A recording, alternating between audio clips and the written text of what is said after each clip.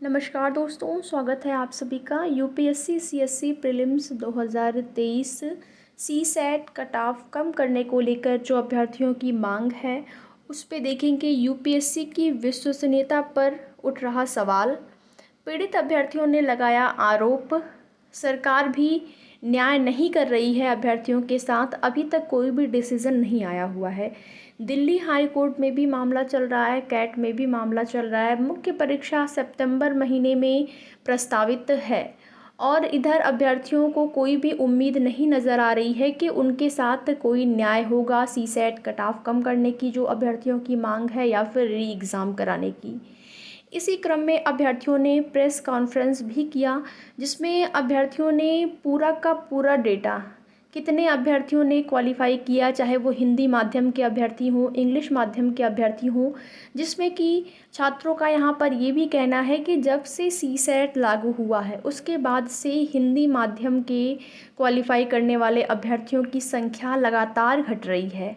जब से सीसैट जो है यहाँ पर लागू हुआ है उसके बाद से।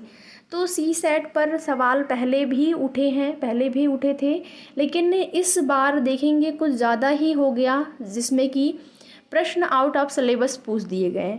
और अभ्यर्थियों की यही मांग है कि प्रश्न आउट ऑफ सिलेबस क्यों पूछे गए थे, अगर पूछे गए थे तो सीसैट की कट ऑफ को कम किया जाए।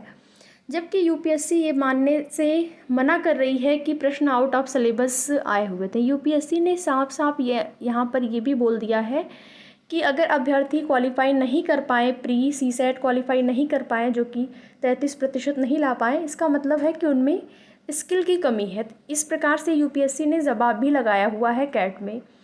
तो देखेंगे यूपीएससी की तरफ से कोई भी राहत ना मिलने की वजह से प्रेस कॉन्फ्रेंस का आयोजन किया गया, जिसमें कि अभ्यर्थी ने अपने पूरा का पूरा डेटा, किस प्रकार से कितने अभ्यर्थी किस सन में क्वालिफाई हुए, प्रीलिम्स क्वालिफाई हुए, कितने अभ्यर्थी मुख्य परीक्षा में शामिल हुए, मुख्य परीक्षा जो है क्वालिफाई करने वाले की संख्या चाहे हिंदी मीडियम की रही हो, इंग्लिश मीडियम की, कितने कितने अभ्यर्थी रहे हैं, पूरा का पूरा डेटा आप लोगों ने देखा और सुना।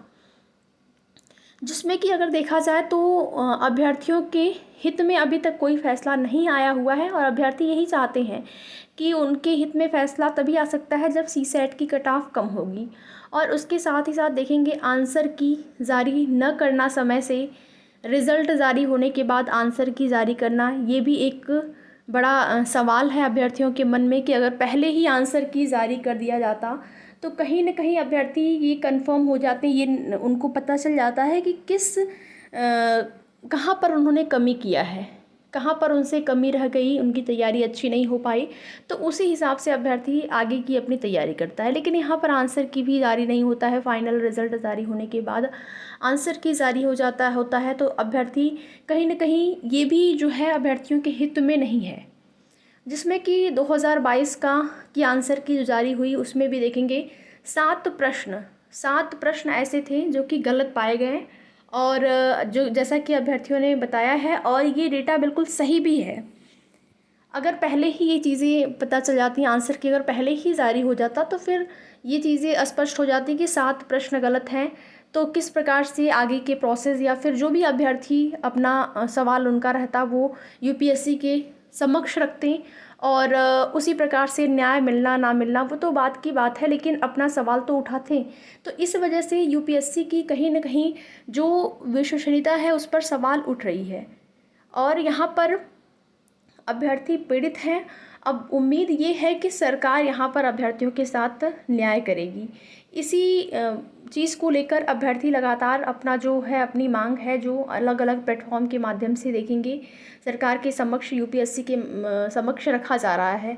अब देखना ये होता है कि क्या फ़ैसला आता है, अंतिम रूप से क्या निर्णय आता है, क्या सीसैट कट ऑफ कम हो पाती है।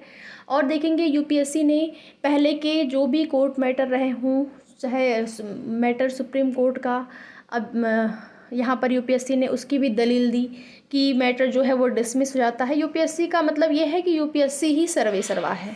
यहाँ पर जो भी जवाब कैट में लगाया गया है, अगर उस जवाब को देखा जाए तो यूपीएससी कुछ भी मानने को तैयार नहीं है, चाहे आउट ऑफ सिलेबस क्वेश्चन की बात हो, जो कि अभ्यर्थियों ने कहा है कि प्रश्न जो है आउट ऑफ सिलेबस आए हुए थे। अब जो यूपीएससी है वो भी मानने को तैयार नहीं है। तो बहुत सारी चीज़ें हैं, कहीं न कहीं कमी है, तभी अभ्यर्थियों ने मांग उठाया है। तो देखते हैं कि आखिर क्या डिसीज़न आ पाता है, क्या निर्णय हो पाता है, इस पर सरकार का क्या फ़ैसला आता है, क्योंकि सरकार कहीं न कहीं कुछ भी कहने से बच रही है, कुछ भी यहाँ पर जवाब नहीं आ रहा है। और लाखों की संख्या में अभ्यर्थी हैं जो कि लगातार इस जवाब का इंतज़ार कर रहे हैं, चाहे यूपीएससी की तरफ से जवाब जारी हो या फिर आपके सरकार की तरफ से, कि क्या फ़ैसला लिया जाता है। बाकी देखते हैं कैट का मैटर जो लगा हुआ है, कैट में आप लोगों का मैटर उससे संबंधित, और आगे दिल्ली हाई कोर्ट में भी मामला लगा हुआ है उससे संबंधित, जो भी जैसी भी सूचना मिलती रहेगी आप सभी को उसकी जानकारी समय समय पर इस चैनल के माध्यम से दी जाएगी। बाकी आप लोगों की जो भी राय है आप लोग कमेंट्स के माध्यम से दे सकते हैं। वीडियो में लास्ट तक बने रहने के लिए आप सभी का बहुत बहुत धन्यवाद।